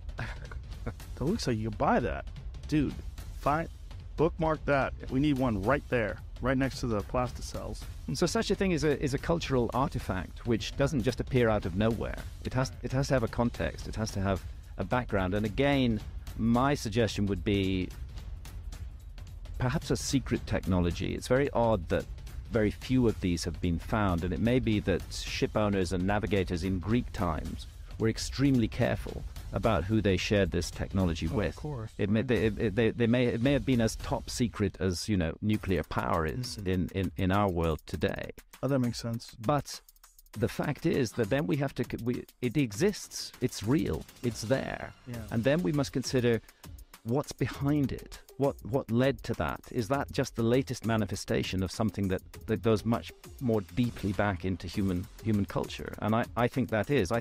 I suppose my main message is that we have a so far untold backstory, that we're concentrating entirely on the front story, and the backstory is missing, very largely missing from the picture. And what I've tried to do is to fill in bits of the backstory. Les gardiens font leur travail pour que les gens ne connaissent pas vraiment le but de cette technologie comme celle-ci. Ils nous donnent une part de vérité et veulent que vous cherchiez ailleurs. Ils ne veulent pas vous faire connaître l'importance, le véritable but et la signification de ces appareils. Ils font donc produire ces appareils et ils le veulent tous. Ils savent qu'on ne peut pas compter sur les appareils numériques, car ils ont besoin d'énergie. Mais ces machines mécaniques n'ont pas besoin d'énergie. Elles peuvent voir le passé, le présent et l'avenir, comme le faisaient les anciens depuis des milliers d'années. C'est leur travail de faire ça, de vous garder confus. Certains l'appelleraient un appareil de navigation, une horloge, un calendrier, un appareil astronomique, astrologique, ou encore un appareil d'astrodivination, un appareil de géomancie. Le meilleur est qu'il s'agit d'une combinaison de toutes les conceptions dans un seul appareil, fonctionnant à la perfection, reflétant le mouvement, le seul mouvement au-dessus, dans un royaume plan, stationnaire, géocentrique. Un modèle qui fonctionne depuis plus de 2000 ans et qui sera fonctionnel à l'avenir. C'est la vraie science, la science simple. Il n'existe pas de fausses formules, théories ou pseudo-sciences. Hublot a fabriqué une montre basée sur le mécanisme d'Anticythère. Et il voulait faire plus d'expéditions pour trouver plus de pièces afin de découvrir quel était le véritable objectif de ces appareils. Ils connaissent déjà le but de ces appareils. Les gardiens s'assurent que vous n'atteigniez pas le cœur et que vous sachiez exactement de quoi il s'agit. Un modèle de terre plane géocentrique, stationnaire et entièrement fonctionnel. Le mécanisme d'Anticythère était à l'époque une machine très compliquée. Vous devez être enseigné pour pouvoir saisir les informations correctes et à votre tour lire la propriété.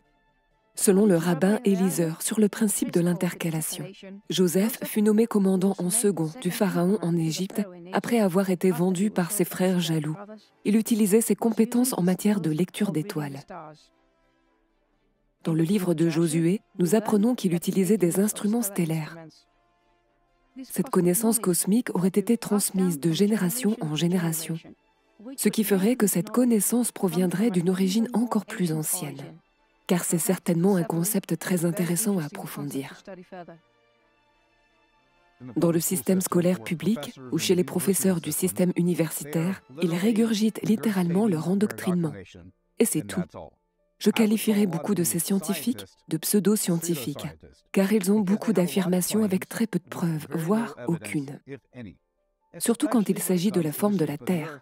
Et avec l'astronomie et ce que nous voyons dans le ciel, une grande partie de ce que nous voyons, de ce que nous observons de ce royaume, contredit ce que les scientifiques nous ont appris à croire.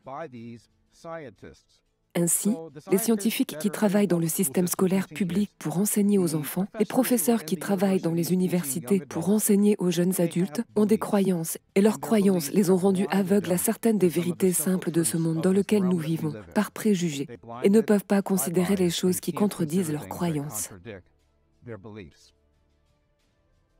Je vous demanderai d'envisager de tout remettre en question. Remettez en question la forme de la Terre. Remettez en question ce que nous voyons dans le ciel avec le soleil, la lune, les planètes et les étoiles. Et voyez si vous pouvez apprendre quelque chose de nouveau. Voyez si vous pouvez apprendre quelque chose de vrai. Comment se fait-il que personne n'ait écrit à ce sujet? Les Grecs et les Romains ont rédigé des milliers de documents détaillés. Pourquoi n'y a-t-il aucune mention du mécanisme d'Anticythère avant que les plongeurs d'éponge ne le découvrent en 1901? Les anciens Grecs ont été qualifiés de païens et anéantis par les envahisseurs. Tous les livres grecs auraient été brûlés et les philosophes grecs auraient été anéantis en 3 générations. Les seuls documents dont nous disposons sur la Grèce antique proviennent de textes savants arabes. Alors les Romains n'ont-ils pas conservé la trace de ce que les Grecs avaient fait ou écrit? Et où sont les artefacts? Cicéron était un homme politique et historien romain qui un jour a fait une référence obscure à un appareil dont il disposait pour prédire les événements solaires. Mais nous ne pouvons pas nous fier à son récit, car il écrivait souvent avec un mélange de réalité et de fiction. Et il semble que le christianisme ait réussi à supprimer cette connaissance et à la remplacer par de la pseudo-science. Et c'est dans les livres d'histoire que vous pouvez vérifier par vous-même. Marcus Tullius Tiro a écrit un livre, dit Sicilia, en 54 avant Jésus-Christ. Il mentionnait que les Romains avaient tué Archimède et emporté 2 mécanismes capables de calculer le mouvement des corps célestes. Ils ont également pris le dessin et le manuscrit. L'architecte de ce livre était fictif, jusqu'à ce qu'il découvre le mécanisme d'Anticythère. Cet appareil était très important pour les dirigeants. S'ils étaient aussi avancés dans les autres technologies comme la construction et bien d'autres sciences, cet appareil aurait été très important pour eux aussi, pour la campagne militaire, afin de savoir si les jours sont plus longs ou plus courts, les meilleurs jours pour attaquer, les nuits plus longues, les conditions météorologiques possibles à cette période de l'année. Et pour les rois et les prédicateurs aussi. Cela aurait été aussi un appareil très important pour prédire les éclipses, les équinoxes, les solstices, pour les rituels et les cérémonies. Ils deviendraient en fait des dieux s'ils pouvaient prédire à l'avance les événements célestes, ce qui se produisait dans de nombreuses cultures différentes, notamment chez les Égyptiens et les Védiques. Même pour les astrologues, c'était un appareil très important pour prédire l'avenir du client en fonction des dates. Il permettait de voir le passé, le présent et l'avenir. Pour ce zodiaque, cette conjonction de luminaires, cet horoscope ou ces constellations particulières. Cela aurait également servi aux astronomes. Pour le navigateur, le dispositif pour localiser la constellation en complément avec des dispositifs comme l'astrolabe, la boussole, les sextants pendant les voyages. Cet appareil était donc partagé par de nombreuses cultures et civilisations différentes dans tous les aspects de leur vie. C'est ce qu'il fait réellement. Voici ce que les gens avaient à dire. Je pense que c'est un mécanisme très ancien. C'est peut-être l'une des premières choses que l'on puisse appeler ordinateur. Je crois qu'il était utilisé pour prédire des événements célestes, peut-être comme la rencontre des planètes, des trucs comme ça. Sinon, je pense que ce n'est pas entièrement compris. Et il y a encore des choses que nous pourrions découvrir à ce sujet. Le mécanisme denticitaire est gardé depuis des milliers d'années par une confrérie secrète d'astronomes. C'est une défense contre l'arrivée de Citer, une gorgone spatiale dévoreuse de planètes à plusieurs têtes. Jour après jour, Citer se rapproche et le mécanisme denticitaire est gardé depuis des milliers d'années par une confrérie secrète d'astronomes. C'est notre seule défense. La géographie sur le ciel, l'astronomie sur l'architecture sur toute la surface de la Terre, l'histoire et bien d'autres choses enseignées par les camps d'endoctrinement gouvernementaux que vous appelez les écoles publiques sont tout simplement fausses. Une grande partie de ce qu'on nous a appris dès notre plus jeune âge. J'ai grandi dans le système scolaire public. J'ai obtenu mon diplôme du système scolaire public avec de très bonnes notes. Mais une fois devenu adulte, j'ai dû commencer à mettre de côté certaines croyances enfantines qui m'avaient été nourries à la cuillère quand j'étais enfant. Du genre le système solaire et la Terre qui est une roche mouillée en rotation dans l'espace, car ce n'est pas ce que nous observons. Si nous regardons réellement le monde dans lequel nous vivons, notre réalité observable débunk l'illusion du globe. Ce que nous apprend le mécanisme denticitaire, et aussi étonnant soit-il, sa simplicité, aussi complexe qu'il ait été pour l'époque présumée où il a été découvert, ou celle où il aurait été créé. La simplicité du mouvement du Soleil, la Lune et les étoiles au-dessus de nos têtes devrait dire à quiconque pensant de manière indépendante que la Terre est plane et stationnaire. Nous vivons dans un système fermé, intelligemment conçu, électrique, topographique et stationnaire. La Terre n'est pas une roche humide en rotation dans l'espace, et nous pouvons le voir clairement lorsque nous regardons le mécanisme denticitaire pour ce qu'il est. Pas seulement qui l'a construit ou quand ils l'ont construit, mais simplement le fait qu'il n'y a rien dans le mécanisme denticitaire montrant la Terre comme l'un des corps célestes se déplaçant avec les autres corps célestes. Cela n'est pas sur le mécanisme denticitaire. Pourquoi? Parce que la Terre n'est pas un globe. La Terre n'est pas dans l'espace. La Terre ne tourne pas. Elle ne tourne pas, elle ne s'incline pas, elle ne vacille pas. La Terre est un plan fermé, électrique, topographique et stationnaire. Et vous pouvez le voir clairement si vous regardez à ce qu'est réellement le mécanisme denticitaire. Il montre le mouvement des luminaires célestes, du Soleil, de la Lune et des planètes. La Terre n'est pas seulement le mécanisme denticitaire, car ce n'est pas une planète. Tous les 6 mois, ils changent d'heure pour l'heure d'été. Ce simple changement d'une heure augmente les risques de crise cardiaque de 40% et provoque également d'autres effets graves sur le corps, selon certaines études scientifiques. Nous pouvons imaginer les conséquences de ne pas être alignés sur tous les cycles naturels majeurs ou mouvements célestes des luminaires au-dessus de nous. Cela montre l'importance d'un dispositif comme le mécanisme denticitaire pour le suivi et l'observation de ces événements célestes.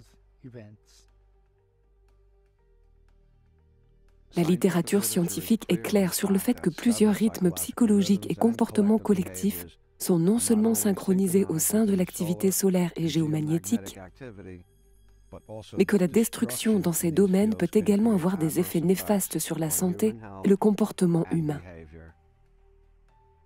Alors pourquoi est-ce si important pour nous? Le fait est qu'au niveau biologique, nous savons que toute vie sur Terre est liée d'une manière ou d'une autre au cycle solaire et lunaire, et peut-être aussi à d'autres.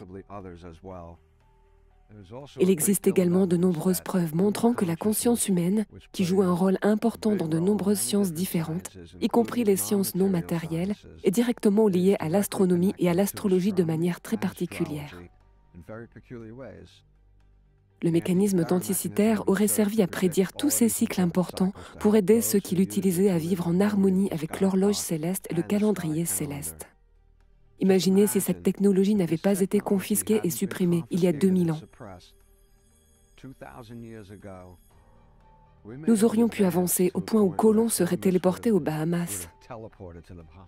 La seule façon de gérer une société ou une personnalité saine est de se synchroniser avec ses cycles naturels. Et les créateurs de ce mécanisme, ainsi que de nombreuses autres cultures anciennes, étaient très bien à l'écoute de ces cycles, car c'est ce qu'ils observaient. Tout ce qui est représenté est le mécanisme denticitaire, un modèle du royaume géocentrique, stationnaire et plan. Imaginez avoir des cycles naturels basés sur le modèle héliocentrique absurde. Nous serions tous perdus. C'est ce qu'ils font, essayant d'interrompre les cycles naturels intérieurs pour que nous restions perdus, ignorant de la vérité. Les humains sont fréquences, vibrations et énergie. Nous avons le champ toroïdal en nous. De plus, le centre énergétique des chakras, qui tourne comme une roue, doit être aligné et équilibré pour que nous soyons en harmonie avec la nature et l'environnement, identique à la roue du cycle au-dessus de nous, car ce qui est en haut est comme ce qui est en bas.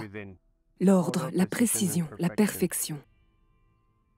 Selon les Grecs et de nombreuses cultures anciennes, tout est lié à la roue de la nature, la roue dentée du temps. Ce qui est en bas est comme ce qui est en haut, et ce qui est en haut est comme ce qui est en bas. Et c'est cela dont il s'agit. Le mécanisme denticitaire, un modèle du royaume plan géocentrique et stationnaire, un royaume mécanique, un royaume portable.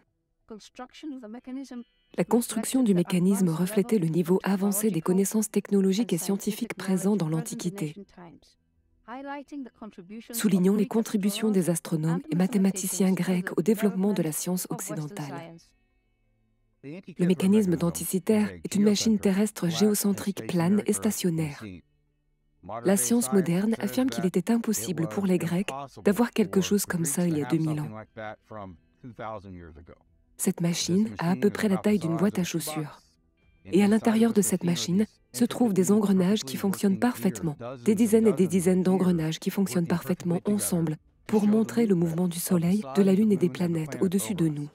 Non seulement il montre exactement, parfaitement et précisément le mouvement du Soleil, de la Lune et des planètes, mais il peut également prédire les éclipses, certaines à l'heure près. Cette machine, qui ne devrait pas exister, selon la science, a été retrouvée dans un naufrage il y a environ 120 ans maintenant. Et il date le naufrage d'il y a environ 2000 ans.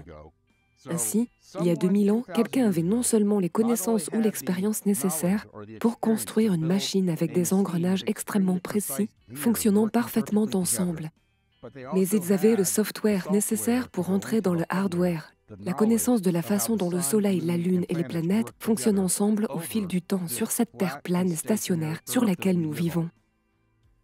La Terre plane n'est pas une affirmation. Ce n'est pas une croyance. La Terre plane est une observation avec des mesures qui peuvent être répétées, et cela a été le cas. La machine géocentrique appelée mécanisme denticitaire est une autre preuve positive que le royaume dans lequel nous vivons est plan et stationnaire. Le mouvement extrême précis du Soleil, de la Lune et des étoiles, c'était le logiciel intégré à ce matériel il y a 2000 ans, et qui fonctionne encore aujourd'hui.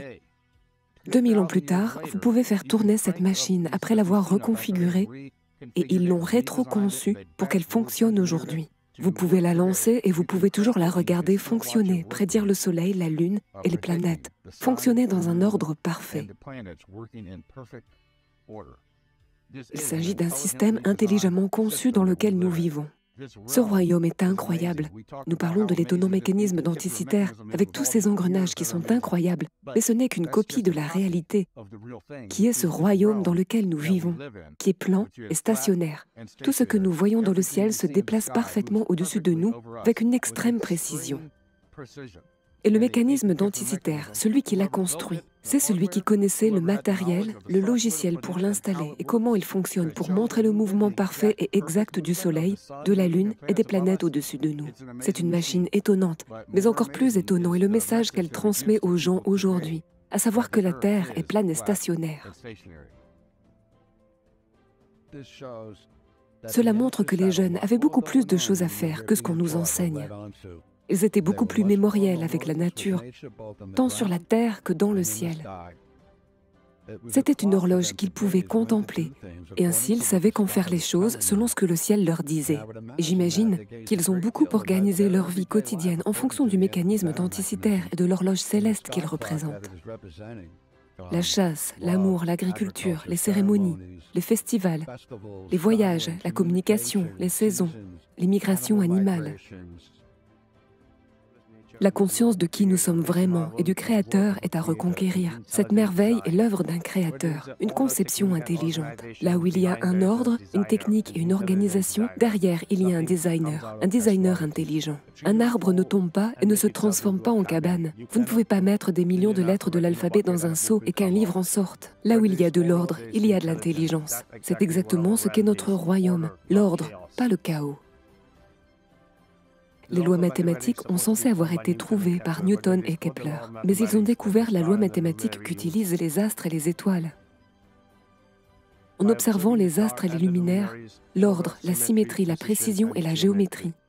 Newton et Kepler n'ont rien créé. Les étoiles se déplacent selon la loi des mathématiques divines, avant même la naissance de ces personnes. Et c'est exactement ce que nous voyons se refléter dans le mécanisme d'Anticythère. Un ordre fonctionnant à la perfection, de la géométrie sacrée et une conception intelligente du concepteur de ce royaume. Il existe des centaines et des centaines de raisons de vivre en harmonie avec la magnifique création de la nature, sans le souci de battre le chrono et de vivre sur une roue de hamster dans une course de rats fabriquée, sur laquelle on se presse constamment. Dépêchez-vous, ne soyez pas en retard. Nous ne sommes pas dans ce modèle de Big Bang héliocentrique du système solaire censé voler dans l'espace, car rien autour de nous ne change jamais de position dans le ciel pendant des milliers d'années. Ce n'est pas une grande surprise que l'histoire du mécanisme d'Anticythère soit absente de l'histoire. Un autre exemple de quelque chose d'important absent du récit sont les forces stellaires, qui ne correspondent tout simplement pas. Il y a eu tellement d'idées fausses sur l'histoire qui ont été répétées après plusieurs décennies. C'est peut-être l'un des plus grands mystères jamais racontés, car l'histoire semble n'être rien de plus qu'un ensemble d'histoires qui ne se sont pas produites et qui sont racontées par des personnes qui n'étaient pas là. Pour le fait qu'il n'y en a qu'un, la complexité et la précision de celui-ci et son absence dans l'histoire. Cet appareil affiche des technologies étonnantes. 30 engrenages travaillant à l'unisson autour d'un point central. La Terre, le royaume, montrant les phases de la Lune, nous avons un système d'engrenages séparés, transférant latéralement l'énergie mécanique au monde. Jusqu'à ce qu'ils sachent vraiment pourquoi il était si important pour les anciens de disposer d'une montre astronomique aussi parfaite pour observer ce que nous appelons aujourd'hui l'espace extra-atmosphérique. Voici quelques symboles que nous voyons dans différentes cosmologies ou textes et écritures. Pour commencer, dans le modèle maçonnique de la Terre plane, il y a une projection du Soleil noir qui projette depuis le bas de la Terre, depuis le centre, tous les luminaires. Et ce Soleil noir est représenté comme une roue ou comme un engrenage. Dans la cosmologie slave, l'arbre de vie, la montagne centrale, semblable au mont Méru. Dans d'autres cosmologies, cet arbre de vie tourne, les racines viennent du dessous de la Terre, le tronc et les branches sont montrés en rotation, ce qui nous donne aussi comme un mouvement mécanique. Dans la cosmologie védique, le mont Méru est représenté, attaché au luminaire ci-dessus, avec une corde invisible. Et tout le mouvement à travers cet arbre central, encore une fois, montre un mouvement mécanique. Le champ électromagnétique de la Terre étant plus grand que les luminaires, ils tournent tous autour de nous, flottant dans l'éther, toujours connectés au nord ou au centre magnétique, de la même manière que l'arbre central, tel qu'il fonctionne dans le mécanisme d'Anticythère. Il existe donc de nombreuses autres cosmologies qui reflètent cela. Et l'importance du pôle Nord est visible partout.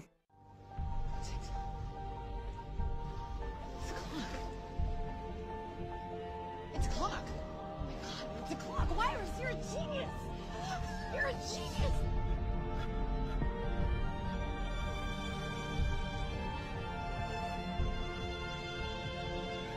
This entire arena seems to be laid out like a clock. Dans les temps anciens, les anciennes cultures, traditions, les voyants, les sages, les renonçants, les mendiants, les sadhus et saint hommes étaient respectés pour leur capacité inhabituelle à percevoir la réalité au-delà de ce que l'homme ordinaire pouvait percevoir. Dans la culture moderne d'aujourd'hui, seuls ceux qui ont été endoctrinés, programmés par le faux système éducatif des contrôleurs, sont respectés, même s'ils sont profondément illusionnés. Les anciens hommes de science étaient bien plus avancés que les enseignants illusoires d'aujourd'hui. Les anciens possédaient ces capacités remarquables qui ont été en grande partie perdues dans cette époque déchue du Kali Yuga. Les anciens contemplaient les feux sacrificiels, ce qui leur ouvrait leur troisième œil. Cela ouvrait leur chakra, un processus de Kundalini. Ils pratiquaient le sun gazing, la contemplation du soleil, et celle du ciel nocturne, et l'état de réalisation venait à eux. Ce processus scientifique subtil est également possible aujourd'hui. Mais très peu s'efforcent d'y parvenir. Rares sont ceux qui connaissent ces sciences subtiles et intemporelles, qui sont bien plus profondes que les sciences uniquement matérialistes d'aujourd'hui. Par conséquent, les anciens possédaient une compréhension beaucoup plus profonde de l'univers, du champ unique et de son fonctionnement. Et ils pouvaient puiser dans les connaissances ésotériques bien plus profondes. La capacité de construire le mécanisme denticitaire est sans aucun doute le résultat des connaissances acquises grâce à ces pratiques anciennes, où les anciens pouvaient puiser dans cette sagesse et ces connaissances bien plus profondes. Ce faisant, ils ont pu créer un mécanisme si brillant, incroyablement précis, et qui ne peut fonctionner que sur un plan plat et stationnaire. Cette vérité, cette réalité, ne peut plus être cachée.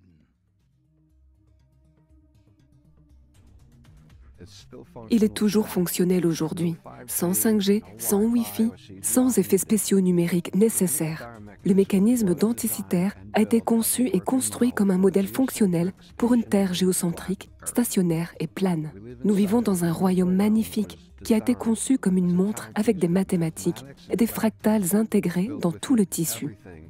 Et le ciel est son seul calendrier tangible. L'art mécanique a fait suivre son cours au Soleil. Cela a façonné un autre cycle zodiacal par la cogitation humaine. Il a montré que la Lune se régénérait de son éclipse à la lumière de la Terre. Il a mis en révolution une machine imprégnée du cosmos réel. Un royaume portable, un royaume mécanique, le ciel, un recueil de tout ce qui est miroir de la nature et de l'image de l'éther et de son inimaginable mobilité. Quelle chance pour les êtres humains de fabriquer cette chose. Le mécanisme denticitaire, un modèle de royaume plan stationnaire, géocentrique.